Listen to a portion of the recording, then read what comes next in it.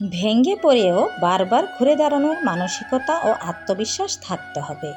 ভেঙে পড়া মানে হেরে যাওয়া নয়, ভেঙে পড়া মানে হলো নতুন করে আরও শক্তভাবে ঘুরে দাঁড়ানোর প্রস্তুতি। ধ্বংসস্তূপ থেকে নতুন করে ঘুরে দাঁড়ানোর নামই হলো আসল ম্যাচিউরিটি। পড়ে যাওয়াটা দুর্ঘটনা, কিন্তু পড়ে থেকে যাওয়াটা হলো দুর্বলতা। আমি বারবার উঠে দাঁড়াবো। জীবন আমাকে বারবার ভেঙে গুঁড়িয়ে দিতে চাইলেও আমি প্রতিবারই নতুন রূপ নিয়ে ফিরে আসব। আমার ভিতরের আগুনটা নিভতে দিই না, সেই আগুন দিয়েই সাফল্যের পথ আলোকিত করি। আবারও আসব, এবার আরও শক্তিশালী হয়ে। হার মানিনি, শিখছি, ফিরবই।